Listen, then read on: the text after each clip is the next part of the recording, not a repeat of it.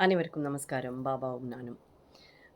Actually நம்ம அமெரிக்காவில் நடந்த அற்புதம் சொல்லிட்டு ரமாஜியோட ஒரு பதிவு போட்டிருந்தோம். உங்களுக்கெல்லாம் ஞாபகம் இருக்கும்னு நெனைக்கிறேன்.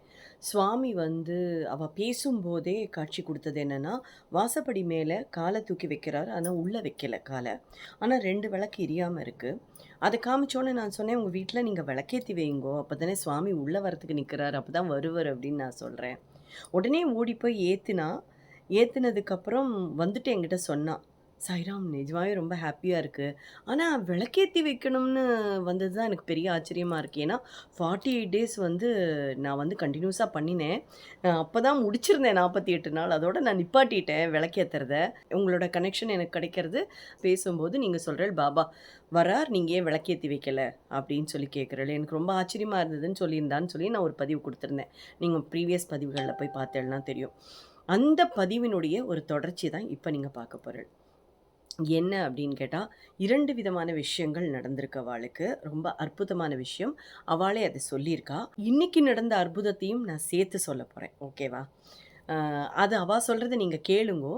அதுக்கப்புறம் உங்களுக்கு நான் அத பத்தி எக்ஸ்ப்ளைன் பண்றேன். ஓகே? இப்ப நீங்க அத கேளுங்கோ. ஷிரடி சாய்க்கும் பாபாவும் நானும் பக்தர்களுக்கும் கோடானு கோடி நன்றிகள், வணக்கம். நான் 48 நாள் விரதம் இருந்தேன். அது ஒரு பதிவில் ஜோதிமா சொல்லியிருப்பாங்க, அமெரிக்காவில் பாபா நடத்திய அற்புதம்னு. அதோடைய கண்டினியூஷன் தான் இது. நான் 48 நாள் விரதம் இருக்கும்போது தான் பாபாவும் நானும் சேனல் என் கண்கப்பட்டது. ஒரு ஷார்ட்ஸ் வீடியோ பார்த்தேன். அதிலிருந்து ஒரு இமெயில் பண்ணேன். 48 நாள் முடிஞ்சப்புறம் எனக்கு ரிப்ளை பண்ணியிருந்தாங்க. அவங்க பயங்கர பிஸியாக இருந்தாங்க. அப்போ ஒரு யாகம் நடந்துட்டு இருந்தது. அந்த ஃபோன் நான் அவங்களுக்கு பண்ணேன். 48 நாள் முடிச்சாச்சு. நம்ம இங்கே வந்து நியூ ஜெர்சிலேருந்து வர ரொம்ப குளிர். அதில் பிரம்ம முகூர்த்தத்தில் எழுந்து குளித்து பூஜை பண்ணி சாய்நாத ரமண மஞ்சரி படித்தேன். 48 நாள் முடிஞ்சப்புறம் எனக்கு நான் வைத்த கோரிக்கைகள் நிறைவேறலை. அது பரவாயில்ல, பாபா சொல்லியிருக்காங்க இல்லையா, நம்பிக்கை, பொறுமை. அதனால் அதை கடைப்பிடிச்சிட்டு நான் அமைதியாக இருந்தேன். அப்போ இவங்கள்ட்ட நான் பேசினேன். கரெக்டாக அந்த விரதம் முடிஞ்சப்புறம் 2 நாள் கழித்து இவங்களுக்கு ஜோதிகிட்ட பேச எனக்கு சான்ஸ் கிடச்சிது. அப்போ எடுத்தோடனே அவங்க சொன்னாங்க, பாபா வெளியில் வாசலில் நிற்கிறாரு, விளக்கு தேடுறாரு, நீங்கள் ஏற்றுட்டு இருந்தீங்களா, ஏன் நிறுத்துனீங்கன்னு கேட்டாங்க. எனக்கு ரொம்ப ஷாக்கிங். உடனே நான் ஏற்ற ஆரம்பிச்சிட்டேன். திருப்பி கண்டினியூ பண்ணுறேன் அந்த பூஜையை. அதில் எனக்கு 2 வாரத்தில் 2 மிகப்பெரிய அற்புதம் கிடைச்சிது பாபா கிட்டேருந்து. நம்பர் 1 வந்து சில மாதங்கள் அங்கே என் ஹஸ்பண்டுக்கு வேலையே இல்லை. அவங்களுக்கு மிகப்பெரிய கம்பெனியில் மிகப்பெரிய பொசிஷனில் வேலை கிடச்சிருக்கு. இது வரைக்கும் அந்த மாதிரியான வேலை கிடைக்கவில்லை. இப்போ கிடைச்சிருக்கு. ரொம்ப நன்றி. 2வது மிரக்கல் வந்து 2வது அற்புதம். நாங்கள் போன வருஷம் ஒரு வீடு வாங்கலான்னு பார்த்தோம். அட்வான்ஸ் கொடுத்துட்டோம். என்னோடய குழந்தைங்கள் சொன்னாங்க, இந்த வீட்லேயே கண்டினியூ பண்ணலாமேப்பா அப்படின்னு சொன்னாங்க. என் ஹஸ்பண்ட்ட என்கிட்டையும் சொன்னாங்க. ஏன்னா இந்த வீட்டில் சில வருஷங்களாக நாங்கள் இருக்கோம். அதனால் இதில் சென்டிமெண்ட்ஸ் இருக்குது இந்த வீட்டில். அதனால் சரி வேண்டாம் அப்படின்னு சொல்லிட்டோம் அந்த வீட்டை. அப்புறம் அந்த வீட்டில் அட்வான்ஸ் கொடுத்தது, இந்த ஊரில் என்ன கண்டிஷன்னா, என்ன ரூல்னா, ஒரு காலகட்டம் வரை தான் அது திரும்பி கிடைக்கும்.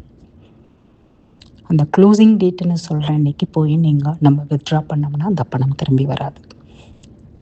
அன்றைக்கி க்ளோசிங் டேட் அன்றைக்கி தான் என் ஹஸ்பண்ட் சரி பசங்க எல்லாருமே இந்த வீடு தான் பிடிச்சிருக்கு, நம்ம எப்போ இருக்கிற வீட்டிலே கண்டினியூ பண்ணுவோம்னு நாங்கள் வித்ட்ரா பண்ணிட்டோம்.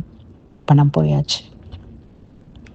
திடீர்னு இந்த பூஜை பண்ணிவிட்டு இப்போ கண்டினியூ பண்ணிகிட்ருக்கேன் இல்லையா, அப்போ ஒரு வாரத்தில் எங்களுக்கு ஒரு இமெயில் வந்தது செல்லர்ட்டேருந்து, உங்கள் பணத்தை நாங்கள் செட்டில் பண்ணுறோன்னு.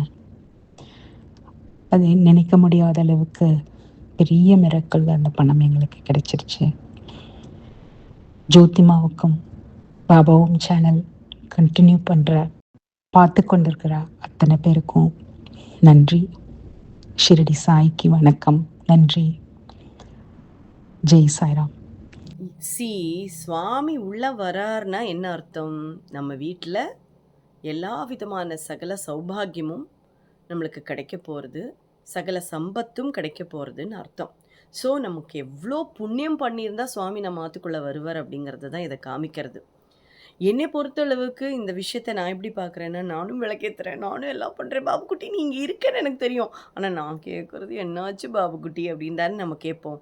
அவளுக்கு பாருங்கோ வேலை கிடைக்கலன்னு சொல்லி கஷ்டப்பட்டுட்டு இருந்திருக்கா ஒரு 3 மாதத்துக்குள்ளே. ஆனால் அவள் நிஜமாவே சொல்கிறேன், அவளோட ப்ரேயர் மேக்ஸ் எவ்ரிதிங் பாசிபிள். அது உண்மை.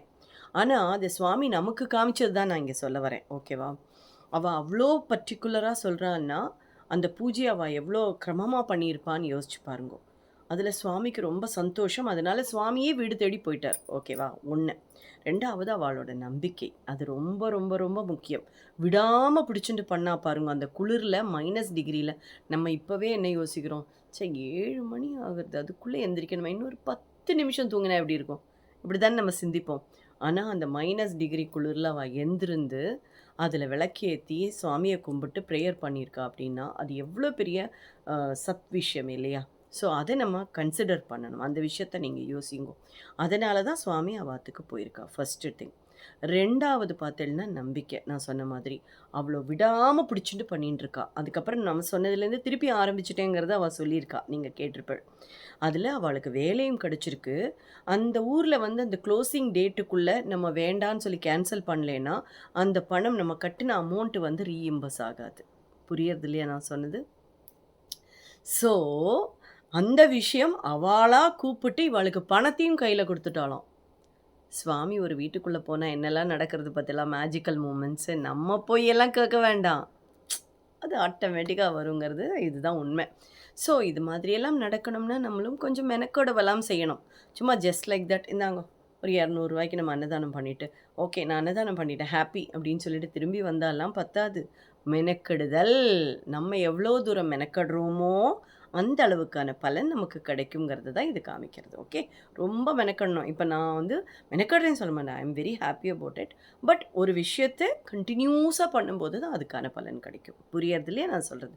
ஓகே, இந்த சந்தோஷமான விஷயத்த அவள் ஆத்துக்காரர் அவள்கிட்ட கூப்பிட்டு சொல்லுன்னு சொல்லியிருக்காராம். அவருக்கு தான் நம்ம முதல்ல தேங்க்ஸ் சொல்லணும். இவ்வளோ நல்ல விஷயத்த 2 விஷயத்தையும் என்கிட்ட சொன்னா. அப்போ நான் சொன்னேன், இதை நீங்கள் ரெக்கார்ட் பண்ணி அனுப்புங்கோ சாயி.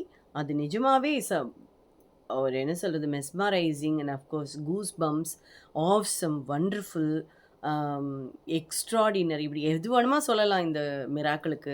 அதனால் நீங்கள் ரெக்கார்ட் பண்ணுங்க. அது கண்டிப்பாக மற்றவாளுக்கும் ரொம்ப சந்தோஷத்தை ஏற்படுத்தும். மேபி இது ஒரு ஐ ஓப்பனராக கூட மற்றவாளுக்கு அமையும் அப்படின்னு சொன்னோன்னா ஓகேன்னு சொல்லி பேசின்னு இருக்கும்போது தான் அவள் சொன்னால் சுவாமிக்கு நான் எதனா பண்ண போகிறேன்னு. அந்த டைமில் நம்ம என்ன பிளான் பண்ணிட்டு இருந்தோம்னா, சுவாமிக்கு ஒரு சிம்மாசனம் இருந்தால் அழகாக இருக்கும் இல்லையா, அப்புறம் ஒரு கொடை, அது 2 நம்ம இதில் மிஸ்ஸிங். அவரை பார்க்கும்போதெல்லாம் எனக்கு தோணும், அம்போன்னு உட்காண்டிருக்கார் பாவுக்குட்டி, அழகாக தான் இருக்கார், ஆனால் வந்து அம்போன்னு 2 பக்கம் ஒன்றும் இல்லாமல் ஏதோ ஒன்று பிடித்தமே இல்லாமல் இருக்காரே அப்படின்னு மனசுக்குள்ளே கிட்டத்தட்ட ஒரு 2 வாரமாக. அப்போது நான் எங்கள் ஆத்துக்காட்ட சொன்னேன், அதெல்லாம் இருந்தால் அழகாக இருக்கும் இல்லைப்பா அப்படின்னு. அப்போது அவர் என்கிட்ட ஒரு வார்த்தை சொன்னார், என்ன தெரியுமா? அதாவது இவரா போய் ஒரு மிராக்களை பண்ணி அவளா நம்மக்கிட்ட வந்து சொல்லி நான் ஏதாவது பண்ணுறேன்னு சொன்னா வேணா இது நடக்கும், அவரா கூட்டின்னு வந்தால் தான் உண்டே ஒழிய நம்மளால இப்போல்லாம் பண்ண முடியாதுன்னு இவர் சொன்னார். இது ஒரு காமெடியாக ஒரு விஷயம் போச்சு எப்போ, ஒரு வாரத்துக்கு முன்னாடி. ஆனால் அந்த விஷயம் இவ்வளோ சீக்கிரம் சாத்தியமாகும்னு சத்தியமாக நான் நினைக்கல. ஏன்னா அதுக்கு எவ்வளோ ஆகுங்கிற அமௌண்ட்டு வந்து கொஞ்சம் ஹை அமௌண்ட்டு. அப்போது நம்ம யாருக்கிட்டேயும் போய் இதெல்லாம் வந்து கேட்டுட்டெல்லாம் பண்ணுறது கிடையாது. ஏன்னா அவளுக்கு பிராப்தம் இருந்தால் தான் அந்த விஷயம் நடக்குங்கிறதுல நான் ரொம்ப நம்பிக்கையோடு இருக்கேன். நான் போய் சொல்ல வேண்டியதில்லை, அவர் வேணும்னா அவரே வாங்கிப்பார் அப்படிங்கிறது எனக்கு நல்லாவே தெரியும். இப்போ வரைக்கும் அதுதான் நடந்துட்டுருக்கு இல்லையா இந்த வீட்டில். இந்த துவாரம்மாய்க்கு என்ன வேணுமோ அவரே எல்லாத்தையும் வாங்கிப்பார், நான் ஒன்றும் பண்ணுறது கிடையாதுங்கிற மாதிரி தான். என்னை பொறுத்தளவுக்கு நான் நன்னா இருக்கணும், எல்லாரும் நன்னா இருக்கணும் அப்படிங்கிற பிரார்த்தனையை மட்டும்தான் நான் வைக்கிறேன். மற்றபடி எல்லாத்தையும் அவரே பண்ணிக்கிறார். இதை சொன்னோன்னே நான் இந்த விஷயத்தை தான் அவள்கிட்ட சொன்னேன், இதை பண்ணலான்னு இருக்கோம், உங்களால் உதவி செய்ய முடியுமானா பண்ணுங்கோ, ஒன்றும் கம்பல்சரியெல்லாம் இல்லை அப்படின்னு. ஆனால் அது எவ்வளோ ஆகும் அப்படின்னு கேட்டிருந்தா நான் அதை கேட்டுட்டு நான் சொன்னேன். சொன்னோன்னே அது கொஞ்சம் பெரிய அமௌண்ட் ஆக்சுவலாக, அவளால் பண்ண முடியாது அப்படின்னு சொல்லிட்டு நான் சொன்னேன், அதில் எவ்வளோ முடியுமோ நீங்கள் பண்ணுங்க, மிச்சத்தை நான் கான்ட்ரிபியூட் பண்ணிக்கிறேன், ஒன்றும் ப்ராப்ளம் இல்லை அப்படின்னு சொல்லி சொன்னேன். அப்புறம் அடுத்த நாளைக்கு அவருக்கு ஒரு மெசேஜ் அனுப்பியிருந்தா, எனக்கு வந்து நீங்கள் ஸ்டார்ட் பண்ணிக்கோங்கோ, நான் மொத்த அமௌண்ட்டையும் ட்ரான்ஸ்ஃபர் பண்ணுறேன்னு சொல்லிட்டு. I was surprised. அது எப்படி? பிகாஸ் எந்த ஒரு விஷயமும் சடார்ன்னு நடந்துருத்துன்னா, நம்ம என்ன யோசிப்பா, "அதுக்குள்ளேயுமா?" அப்படிங்கிற மாதிரி. ஆனா அவரம் தட்டி காய போட்டுருவாரு. "தட்டு, தூக்கணும்" அப்படிங்கிற மாரி தான் அவரோடதெல்லாம் இருக்கும். நினைக்க முடியாத காரியத்த சடார்ன்னு நடத்துறது தான் நம்ம பாபுக்குட்டியோட வேல. அவ அப்படி சொன்ன உடனே, எனக்கு நிஜமாவே கால் பண்ணி பேசணுங்கிற இதே வந்தது. "சாய்ராம் நிஜமா தான் சொல்றேலாங்கிற லெவலுக்கு ஆயிட்டேன் நானு. "சாய் அதனால என்ன சாய்? எனக்கு ரொம்ப ஹாப்பி. எனக்கு அது கொடுப்பினை இருக்கணும்ல" அப்படின்னு அவ சொன்னா. சி சுவாமி சொல்லி அவ செய்றா அப்படின்னா, அதில எனக்கு எந்த ஆட்சேபனையும் இல்ல. ஆனா, நம்மளால ஒரு கஷ்டத்த எல்லாம் யாருக்கும் குடுத்துறக்கூடாதுங்கிறதுல நான் ரொம்ப கரெக்ட்டா இருப்பேன். இன்னொன்னு நம்ம எதுவுமே வாங்கக்கூடாதுங்கிறதுல. அவருக்கு வைக்கலாமேன்னு ஒரு ஆக்கிரகம் வந்தது. அவர அலங்காரம் பண்ணும்போதெல்லாம் தோணும். அத நம்ம சொல்ல போய் அவ அதில கஷ்டப்பட்டுட்டான்னா அப்படிங்கிற எண்ணம் தான் எனக்கு வந்தது. அப்ப நான் சொன்னேன், "இது எதுவும் நீங்க அதெல்லாம் எடுத்துக்காதுங்க. இன்ஃபர்மேஷன் மட்டும் தான் குடுத்துருக்கேன்." "ஐயோ! சாயி அப்படி இல்ல. இத எனக்கு கிடைக்கிறதுனா எனக்கு கிடைச்ச மிகப்பெரிய பாக்கியம்னு" அவ சொன்னா. அதக்கூட அவ சொல்லல இந்த விஷயத்துல. ஆனா நான் சொல்லணும் இல்லையா? அதுக்காக சொல்றேன். அப்ப அவள்ட்ட பேசுறதுக்காக நான் கூப்பிட்டோன்னே, கரெக்ட்டா பேசின்னு இருக்கும்போதே, சட்டுன்னு பாபா வந்து என் பக்கத்துல உட்கார்றாரு. என்னால அந்த ஸ்பரிசத்த உணர முடியறது. அழகா பக்கத்துல. அப்ப நான் சொன்னேன், "உங்களுக்கு வேற எதுனாவது கோரிக்கை இருந்ததுன்னா சொல்லிடுங்க. பாப்புக்குட்டி பக்கத்துல தான் இருக்கு" அப்படின்னு. உடனே அவ என்ன சொன்னா, என் பையனுக்கு 2வது பையனுக்கு தான் கொஞ்சம் வந்து அதாவது எப்படி சொல்றது? சில உடல் உபாதைகள் எல்லாம் இருக்கு. மனசுலயும் ஒரு விதமான ரீதியான பிரச்சனை இருக்கு. அதனால அவன் வந்து ஒரே குழப்பமா இருக்கான். அவனோட ஸ்டடீஸ்ல அவன் கான்சன்ட்ரேட் பண்ணுவானா இல்லையான்னு தெரியல. அந்த மனக்குழப்பம் எல்லாம் நீங்கணும் அப்படின்னு மாத்திரம் சொல்லுங்கோ சாயி அப்படின்னு சொன்னான். அவ அங்க பேச, நான் இங்க பேச, சுவாமி வந்து உட்கார, பல்லி கன்டினியூஸா இங்க எங்க இருக்குன்னே தெரியல. சுத்தி சுத்தி பார்க்குறேன். இங்க பல்லி வந்ததே இல்ல. எப்படி பல்லியோட சவுண்ட் கேட்டுட்டே இருந்தது.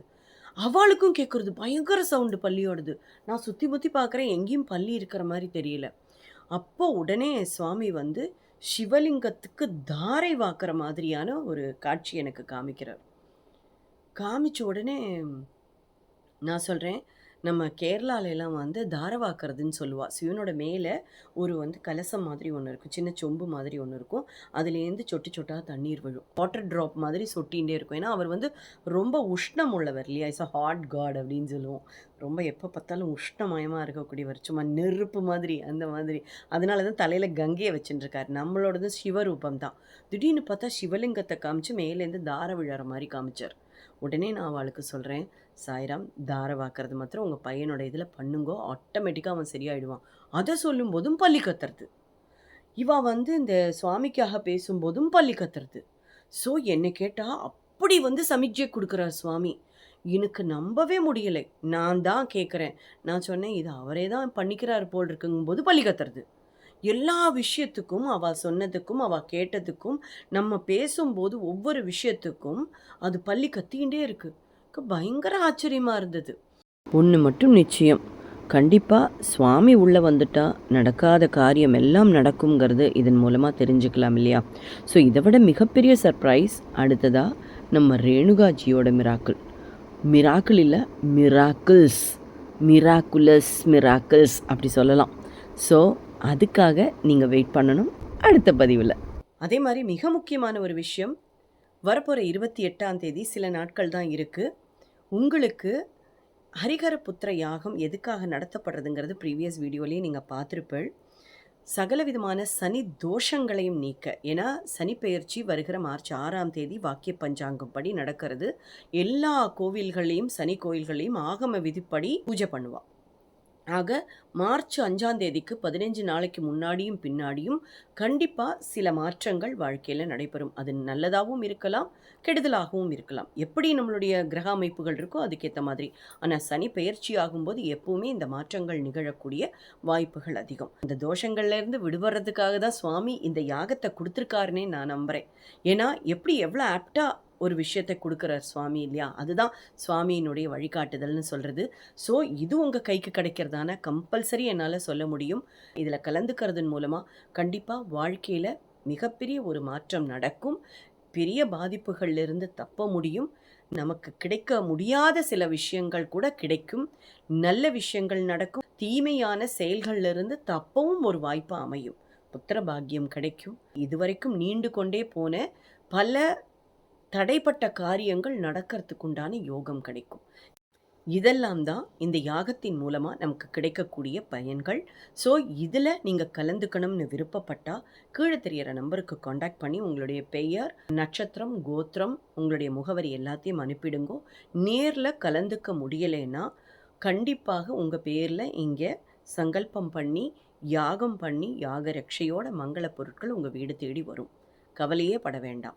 ஏன்னா, உலகத்தில் உள்ள எந்த மூலையில நம்மளுடைய பக்தர்கள், சாயினுடைய பக்தர்கள் இருந்தாலும், அவ வீடு தேடி போயிடுறது, சுவாமி கரெக்ட்டா கொண்டு போய் சேர்த்துடுறார் அப்படிங்கிறது இதுவரைக்கும் நம்ம பார்த்துட்டு இருக்கோம். ஸோ, அதனால அடடா! இதில எனக்கு கலந்துக்க முடியலையே அப்படிங்கிற கஷ்டம் வேண்டாம். ஆனா, நேரடியா கலந்துக்க முடியும்னா, கண்டிப்பா வந்து கலந்துங்கோ. பாபாவினுடைய பேரருளும், ஐயப்பனுடைய பேரருளும் நம்மளுக்கு கிடைக்க மிக அருமையான ஒரு வாய்ப்பு.